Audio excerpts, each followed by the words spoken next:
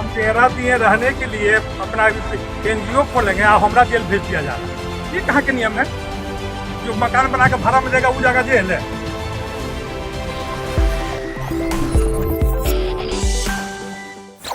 नमस्कार, मैं हूं आपके साथ स्वाति सिंह और आप देख रहे हैं दी कंटाप। दोस्तों, अभी हाल ही में प्रधानमंत्री नरेंद्र मोदी पटना पहुंचे थे। आपने वो तमाम वीडियोस और तस्वीरें तो देखी ही होंगी कि पटना के अंदर किस तरीके से प्रधानमंत्री का स्वागत किया गया था। वहीं आपको बता दें कि एक खबर निकलकर सामने आई कि पटना के अंदर से यानी कि पटना से 2 आतंकियों को गिरफ्तार किया गया है। वो 2 आतंकवादी मार्शल आर्ट की आड़ में किस तरीके से आतंक को, लोगों को, तमाम ऐसे लोगों को ट्रेनिंग दिया करते थे, आतंक फैलाने का काम कर रहे थे। जी हाँ दोस्तों, आप स्क्रीन पर इन 2 युवकों की फोटो देख रहे होंगे। ये 2 आतंकी हैं, जिनमें से एक का नाम अतहर परवेज है और दूसरे का नाम मोहम्मद जलालुद्दीन है। जी हाँ, आपको बता दें कि इन दोनों को पुलिस ने गिरफ्तार कर लिया है। पटना पुलिस ने इन दोनों को गिरफ्तार कर लिया है, हिरासत में ले लिया है। इनके पास से दस्तावेज भी बरामद हुए हैं। जी हाँ, आपको बता दें कि इनके पास से कुछ ऐसे डॉक्यूमेंट्स बरामद किए गए हैं पुलिस द्वारा, जिनसे साफ तौर पर पता लगता है कि ये कितने बड़े मिशन के लिए काम कर रहे थे। आपको बता दें कि ये दोनों आतंकवादी पटना के अंदर फुलवारी शरीफ इलाके से पकड़े गए हैं, जहां पर पुलिस ने दबिश डाली और इन 2 आतंकवादियों को गिरफ्तार किया गया। इनमें से एक आतंकवादी रिटायर्ड दरोगा भी रह चुका है पटना में, जिसका नाम है मोहम्मद जलालुद्दीन। जी हाँ, तो आप स्क्रीन पर इसकी फोटो देख पा रहे होंगे। आपको बता दें कि 2 आतंकवादियों की गिरफ्तारी के बाद तमाम ऐसी खबरें निकलकर सामने आ रही हैं कि ये दोनों आतंकवादी प्रधानमंत्री के जो कार्यक्रम था उसके ऊपर हमले की प्लानिंग कर रहे थे। वहीं प्रधानमंत्री नरेंद्र मोदी के पटना पहुंचने के एक दिन पहले ही इन दोनों को गिरफ्तार कर लिया गया। वहीं आपको बता दें कि इन दोनों आतंकवादियों को जब गिरफ्तार किया गया तो इनके पास से जो डॉक्यूमेंट्स बरामद हुए हैं, 2047 का इनका प्लान अब लीक हो चुका है। आखिरकार ऐसा कौन सा प्लान और मिशन पे ये लोग काम कर रहे थे? इनके पास से ये डॉक्यूमेंट बरामद हुए हैं, 2047 मिशन के ये डॉक्यूमेंट हैं, जिस पर साफ तौर पर सवाल खड़े हो रहे हैं कि आखिरकार ये 2047 कौन सा मिशन है इन दोनों आतंकवादियों का। आपको बता दें कि इन 2 आतंकवादियों के पास से 2047 डॉक्यूमेंट बरामद हुआ है। आखिरकार ये 2047 मिशन क्या है?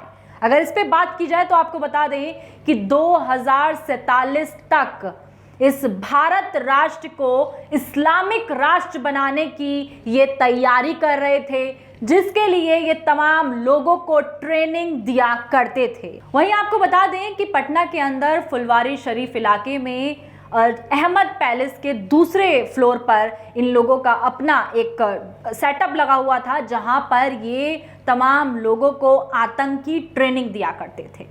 तो वहीं आपने देखा कि किस तरीके से इन 2 आतंकवादियों को गिरफ्तार किया गया। ये अहमद पैलेस के अंदर इनको ट्रेनिंग दी जाती थी पटना के अंदर। वहीं एक और खुलासा निकलकर सामने आया है, आप स्क्रीन पर ये खबर भी देख पा रहे होंगे कि इन दोनों के अकाउंट में 80 लाख रुपए की ट्रांजैक्शन भी की गई है, जिसको लेकर अब सवाल खड़े हो गए हैं कि आखिरकार ये पैसा इन्हें कौन भिजवा रहा था। इस पर ईडी की जांच भी बैठाई जाएगी। वहीं आपको बताएं कि इन दोनों आतंकवादियों का जिस तरीके से कनेक्शन बताया जा रहा है वो PFI और SDPI के द्वारा बताया जा रहा है, और साफ तौर पर एक सबसे बड़ा विवादित बयान निकलकर पटना के SSP का निकलकर सामने आया है। पटना के SSP ने क्या कुछ बोला है इन आतंकवादियों को लेकर, इन आतंकवादियों के मिशन को लेकर, आपको वो बता देते हैं। साफ तौर पर आप स्क्रीन पर ये हेडलाइंस देख रहे होंगे, तमाम न्यूज चैनलों पर हेडलाइंस छाई हुई हैं। आपको बता दें कि पटना के SSP मानवजीत सिंह का एक विवादित बयान निकलकर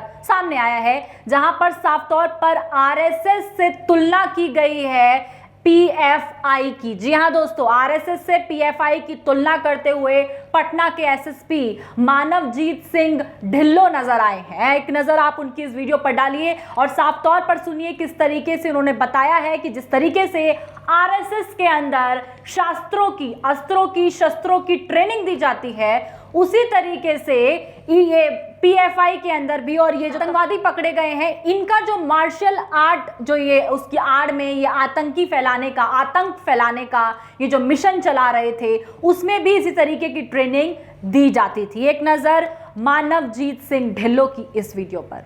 तो अनुसंधान बिल्कुल प्रारंभिक स्टेजेस पर है। जो पता चला कि ऑर्गेनाइजेशन बेसिकली मोबिलाइज करती थी, मस्जिद में और मदरसा में यूथ्स को मोबिलाइज करते थे और कठोरता की तरफ, जिसको हम अंग्रेजी में रेडिकलाइजेशन बोलते हैं, उसके लिए ये लगातार कार्यशील थे।